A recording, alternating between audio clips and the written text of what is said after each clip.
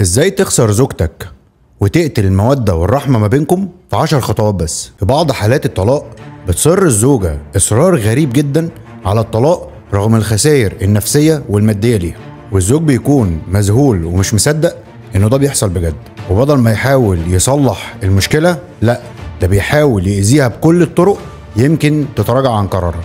ووسائل الضغط بتكون كالآتي: ضغط من أهلها، حرمانها من عيالها، منعها من شغلها لو بتشتغل، حرمانها من مصروف البيت لو ما بتشتغلش. والنتيجة لا دي بتصر أكتر على الطلاق رغم كل الضغوط دي، وكأن كل الضغوط اللي كان بيعملها عشان فاهم إنه كده بيرجعها أتاريه هو كده بيبعدها عنه أكتر وأكتر. وما شاء الله مفيش راجل بيتعلم من غيره، معظمهم بيمشوا بنفس الطريقة وبيوصلوا لنفس النهاية كل مرة، ويجي قدام المأذون ويتفاجئ ومش فاهم هي ليه الزوجة مصرة قوي كده على الطلاق. تعال اقول لكم كام علامة يمكن تفهموا المرة دي من بدري وتلحقوا نفسكم قبل ما توصلوا للمستوى الأخير. 10 علامات لخراب البيت. 1. هتبدأ تشوفها ساكتة وحزينة وشغفها للحياة قل، وساعات تانية مجنونة ومليانة طاقة وتفضل تقولك أفكار وأحلام مش واقعية علشان تكسر حاجز الملل. وساعات تالتة هتتخانق معاك على أتفه الأسباب وتسكت فجأة في الخناقة وتنزل على مفيش. رقم 2 هتطلب منك انك تخرجوا او تسافروا او تعملوا اي تغيير في حياتكم.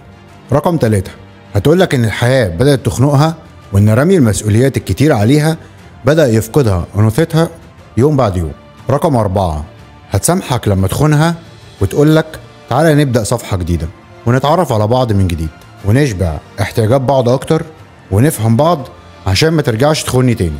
وطبعا هيبقى رد سيادتك: ما خلصنا بقى من الحوار ده، انت هتفضلي تذليني بيه لحد امتى؟ انا ما عنديش حاجه اديها لك، عايزه تقربي قربي انت. 5 هتبدا تتشقلب او تفتح معاك مواضيع وترتب خروجات او مفاجآت وتنظم سفريات وتحاول انها تخلق علاقه حقيقيه معاك عشان ما تبقاش عيشه والسلام. وللاسف هيبقى رد فعلك: انت فاضيه قوي كده ليه؟ ما تشغلي نفسك بحاجه، ولما تعوزي تخرجي يبقى كلمي حد من صحابك وخرجي معاها.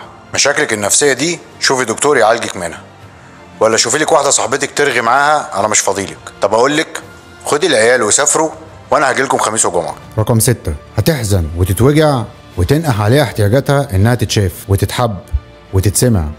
هينقح عليها احتياجها الانثوي ان يكون في راجل يهتم بيها ويغازلها ويشوف جمالها ويدلعها. هينقح عليها ضعفها وهي محتاجه راجل يتقبل ضعفها ويطمنها ويقويها. هتنقح عليها احتياجات كتير وهي بتيجي تطلبها منك وبتعيط بالدموع وانت بتتخانق معاها في اي حوار تافه تاني وبتقول لها ساعتها: انت بتدخلي الامور في بعض وانت مش عايزه تشوفي نفسك غلطانه وعماله تقولي كل الكلام ده عشان اطلع انا اللي في الاخر غلطان. رقم 7 من كتر الوجع والاحتياج هتبدا فعلا تسمع كلامك وتشغل نفسها وتنجح في شغلها. هتكتسب مع الوقت مهارة انها تقوم بكل مسؤوليات البيت اللي انت راميها عليها، وكمان تقوم بشغلها على اكمل وجه بدون تقصير في اي حاجة. رقم 8 هتنظم وقتها اكتر وتبدأ تعمل علاقات جديدة مع ناس كتير في النادي ومدرسة ولادها وقرايبها وفي كل اللي هي مهتمة ان هي تبقى على علاقة بيهم. هتبدأ تاخد الاهتمام والقبول والحب والتقدير من ناس كتير حواليها. هترجع علاقتها بأهلها بقوة وتبدأ تستمد طاقة أمانها من أب أو عم أو أخ أو خال. هتبدأ تشوف جمالها وتخس وتجدد من نفسها عشان تظهر الجمال ده وتشوفه كمان في عيون الناس. هتتكلم مع كل الناس، مش هتبقى عايزة تتكلم معاك انت بالأخص. في الخطوات 7 و8 و9 حضرتك هيكون رد فعلك: الحمد لله انها فكتني ونزلت عن دماغي، دول ستات فاضية ومخها تعبان اقسم بالله.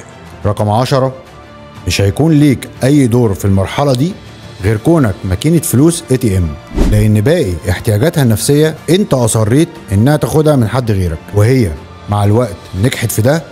وهنا تأتي النقطة الفاصلة في العلاقة، لان اي ست حرة وعندها ارادة لما تحس ان الشخص اللي معاها مش بيقدم لها غير الفلوس بتوصل هي كمان لمرحلة ان ما بيكونش في اي روابط نفسية ما بينهم. مع الوقت بتبدأ ترفض نفسيا ده بشدة، ومع اي مشكلة صغيرة بتقرر الانفصال وبقوة وتصر عليه، وحتى وهي غير مؤمنة ماليا. وهنا بيكون رد فعل الراجل الغبي بالضغط عليها بالحاجات اللي ذكرتها عشان خاطر تتراجع عن موقفها. ولكن للأسف الضغوط دي مش هتزيدها إلا كره وإصرار أكتر على البعد والانفصال.